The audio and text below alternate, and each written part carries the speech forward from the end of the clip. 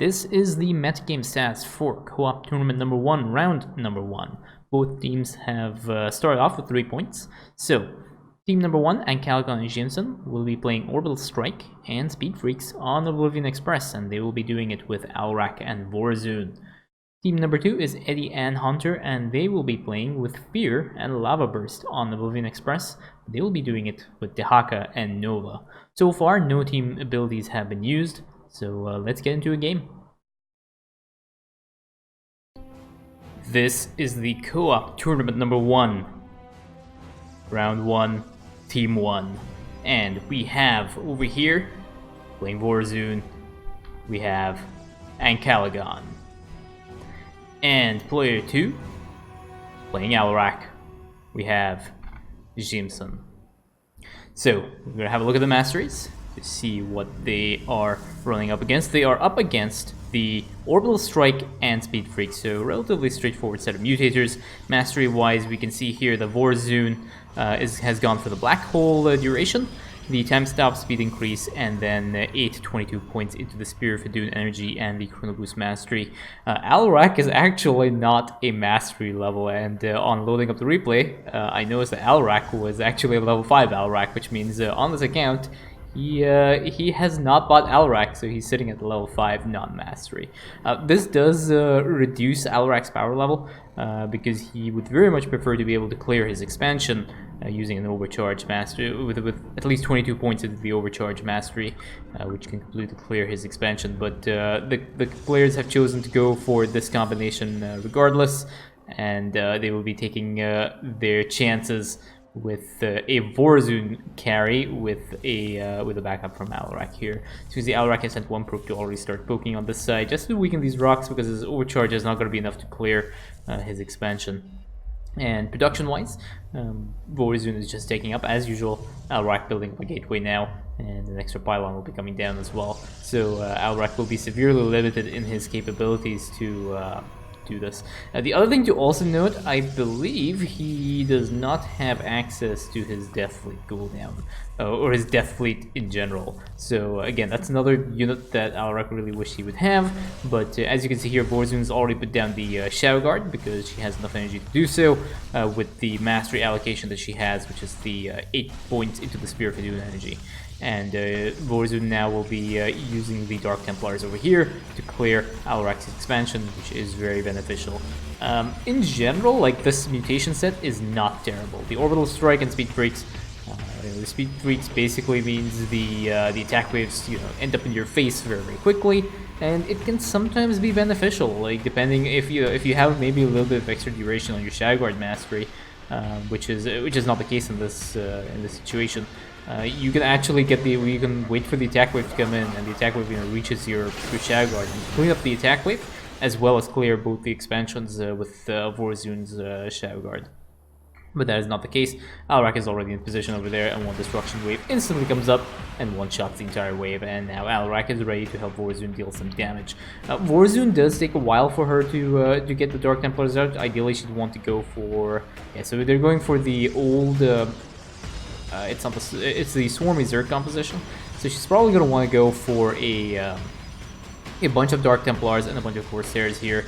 Alarak would ideally want to go for Ascendants, but because Alarak does not have access to his Ascendants, I think it's level 10, Alarak will probably be going for a bunch of Slayers, which are his Stalkers. So we'll see how they are going to adapt to that. Alarak is already in position. He's going to be able to one-shot these Banelings and these Zerglings, so it's not terrible. Provide Vorazun with a little bit of backup.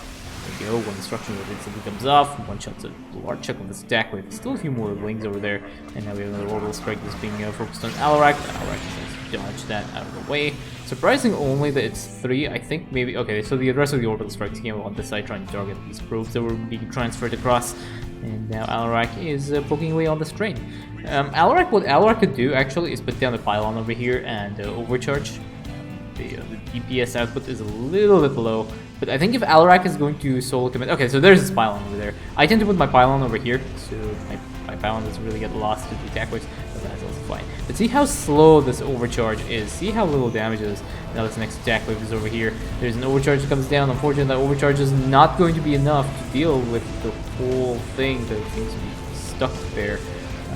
And now we have a Shadow Dark Templars here? Yeah, this is just the regular Dark Templars. These ones are going to end up cleaning up this side. At this point, though, Vorazun will have a strong enough army to be able to deal with the next train with Alarak's backup. So, so far so good, considering that Alarak is only at level 5. He doesn't really have access to his the more powerful abilities. Alarak is doing okay. There's another attack wave here, but Alarak is in position, ready to intercept. And one very nice destruction wave comes up. One of the links survives, but that's pretty much it. Next turn will be coming in from the middle rail. So again, you can see there's a warping of Dark Templars over here. And yeah, so overall, really good here. So Vorazun has already gotten the Shadow Fury upgrade, which is really important for Dark Templars.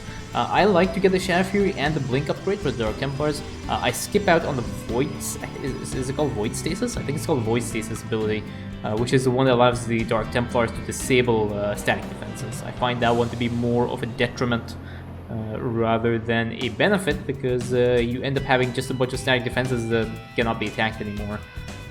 So yeah, we have a bunch of pylons that will be coming up now, or I believe Alarak will be putting down these pylons, just provide a little bit of portable overcharges available for him. And Alarak is already pushing in a little bit forward here, just to weaken some of these enemy forces before Vorazun's army chooses to engage. A few Dark Templars jump in here, take off some of the aberrations, and now we have a bunch of Mulists as well here. So we have Mulists and Vipers, which are going to get a little bit annoying. You can see here the effect of the blinding cloud, very annoying for Vorazun's army, but they do end up getting out of the way. And now we have an overcharge here for Alarak, just to provide a little bit of extra DPS to the trains that are in his way. You see there are lots of overseers here, which is this is one of the more annoying parts of like Amon's army. It will always be accompanied by a ton of overseers because there are Dark Templars and Cloak units on the map. And Alarak's first set of Stalkers are also out, and they are good to go. So Vorazun will probably want to complement her army with a few air units. I cannot see. Okay, there we go. So there's a Stargate.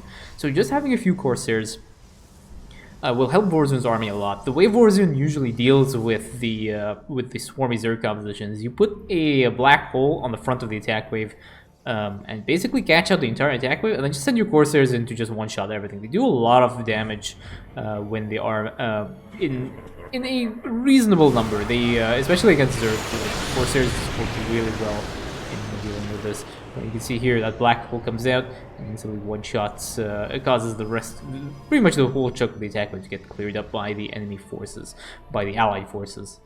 The one thing to also note is because Speed Freaks is active, the attack waves tend to split up a little bit more, and it's a lot more difficult to use orbital strikes to clear with Vorazun's black hole. So commanders like Artanis and Karax actually have orbital strikes which compound really well with Vorazun's black hole. But because Speed Freaks is active, what happens is the attack wave splits. And what will usually happen is when you put a black hole down, the units in Amon's army, you'll notice this if you see black holes on the attack waves, is they'll spin around the outside of the black hole rather than be stuck in the center. So obviously, if they're stuck in the center, it's much easier to orbital strike than if they are, like flying around the side. So that's just a small side effect of having Speed Freaks. So you can see here that Vorazun's army is poking in here. Alarak does have his Slayers. They deal a good amount of damage to armored units, but again, Alarak is playing at a detriment there. He doesn't have access to sword charges. You can see here he's put down a War Prism just to be able to reinforce his army, and that is that objective done. Now, there is an extra point online if the commanders are able to clear both of the bonus objectives. So I think I think they're both. I think that's their plan. They want to try and get these bonus objectives completed. So we will see what happens. Yeah. So Vorazun's army, this is more than enough to be able to deal with this. So this is one of the 2 bonus objectives on this mission, and the Vorazun is going to be engaging that to just try and get that extra 1 point for the teams here. And yeah, just having that 1 extra point means that you can get more difficult mutators to throw at the enemy team. So very good that in the early stage of the game you try and get the bonus objectives as much as possible. Few orbital strikes do go down, it hits some of Alarak's stalkers over here, but now there's another attack wave on the side. Is there going to be a black hole? I don't think it is necessary. Vorazun still doesn't have the poke onto her Corsairs, which does provide a little bit of a problem, because it means that when they die, they do not get recalled back to the Nexus. So I think Vorazun will probably be researching that. Yeah, so we have that research coming up right now. Vorazun, and yeah, this will be okay. So Allied commanders now are just going to be pushing in, just to harass Amon a little bit. We're just softening this side up. And now we have the next set of trains that are coming up. And this is one of the scarier attack waves of the mission. The size of the escort that comes in with these trains are significantly higher than previous waves. They are really, really scary. But Empower Me comes down on Alarak. Alarak essentially one-shots pretty much the whole of the attack wave there. And that train is gone now. And now the commanders are going to try and get through this side. So we have, you can see here, the Tunnel Scourge here. I don't know if, yes, Vorazun did end up losing all the Corsairs, unfortunately, to the Scourge. But Vorazun can remax that now. And now we have a Time Stop that is coming down. Time Stop will go ahead and stun all these enemy units, allowing the Dark Templars to blink. Nice Shadow Fury onto these units here, but some of these Dark Templars are now taking damage because they're not under Shadow Fury, so which is somewhat unfortunate. And now there are a bunch of Overseers. That Overseer jumps in just in time to allow the Banelings to hit the Dark Templars. Train goes down, and yeah, a lot of these Dark Templars need a lot of healing right now. Tons of Overseers here. Overseers get cleaned up now, and that is the next two set of trains that has been dealt with. Losses: 3 Dark Templars, 4 Corsairs, and 2 Oracles. It's not terrible. Like, considering Alarak is only playing at level 5, like he's lost 13 Stalkers, so, you know, he's playing at level 5. He doesn't have any mastery points. It is very, very ballsy, but it seems to be doing okay here.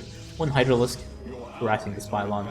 A Warpin of a bunch of DTs. These will end up cleaning up that Hydralisk. There's an Orbital Strike that has come down. I don't know who's going to end up killing off this pylon. The pylon just survives. And the attack wave is now over here. A lot of disabling clouds come down onto Alarak's army, but Alarak is able to handle this with relative ease. And now the commanders are going to be waiting for the next set of trains to spawn. There will be one more train that will be coming up. And I think we'll see there. Yeah, both commanders are going for their attack upgrades. We can see that Alarak is also getting his armor upgrades, just trying to improve the sustainability of his army. His army is taking a lot of battering here, so he's going for the ground armor, and yeah, he's just trying to improve the viability of his army right now.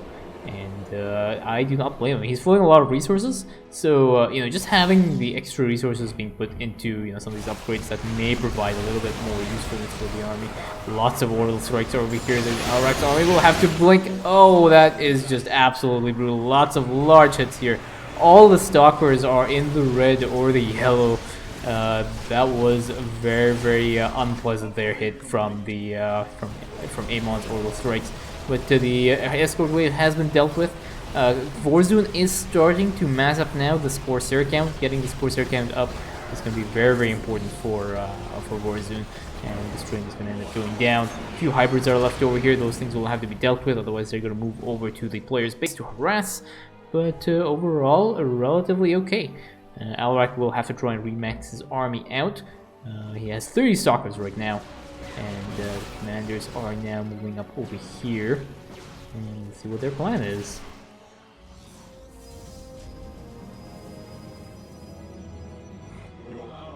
We have another set of orbital strikes that's coming out. Alarak is paying attention, just trying to get his stalkers out of the way. And final blink forward out of the orbital strikes. I think maybe 1 or 2 stalkers got a hit, but that was significantly better than the previous engagement.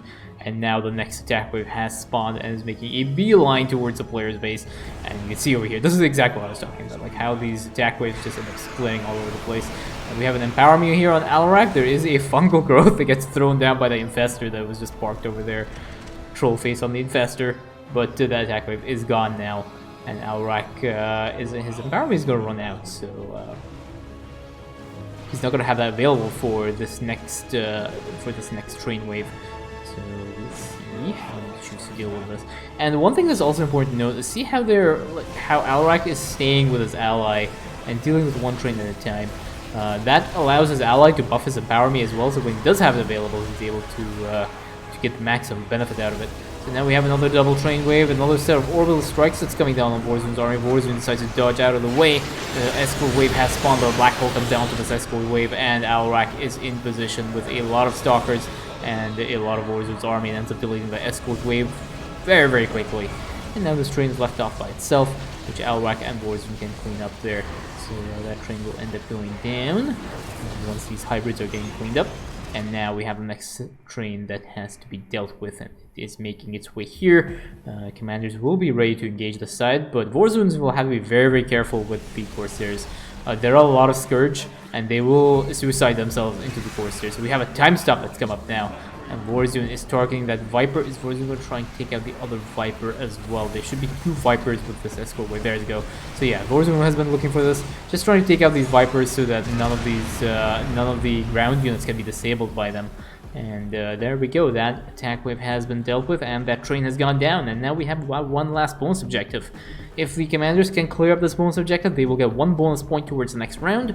And that will obviously provide a lot more benefit. There is a parasitic bomb that comes up onto this. Unfortunately, no splits there. A very, very unfortunate split on Vorazun's side. Some of the Corsairs taking a lot of damage there. And now we have an attack wave that is also making its way towards the players' bases. So they are going to be dealing with this. This attack wave is on the way. And some of these stalkers do get caught out for Alarak. And there's a black hole, but unfortunately that black hole causes the attack wave to split into 2. So another black hole gets put down here to try and save that Stargate, which was, I think, a kind of a panic black hole because most of the attack wave is over here.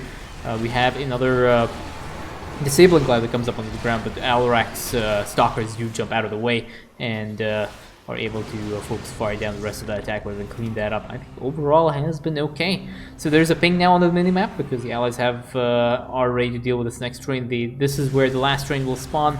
So they're just going to start pushing towards this side. Just start pushing into this enemy base here, so they just have a little bit more time to deal with the train. The other advantage of pushing it to the side towards the end of the mission is that you do not get flanked by the attack wave, which has speed freaks. It is very possible that you can get sandwiched between the train's escort wave and the attack wave that will be coming up towards your base, and you could end up losing your entire army, especially Swamp Reserve is really, really nasty. Nice black hole comes down over here, lots of stuff in the attack wave here, but Alarak has Empower Me, uses Empower Me to instantly one-shot all the squishy units in that attack wave. And now that wave has been cleaned up, so the train is left by itself, and these commanders are going to end up clearing out this train. As you can see here, this is the attack that I was talking about. You can get flanked, it can get really, really nasty. And yeah, there we go. That is the last train that has been cleaned up, and that round has been basically perfected. No objectives lost, but most importantly, the bonus objective is done, which means you get an extra point for the next round, and that is GG.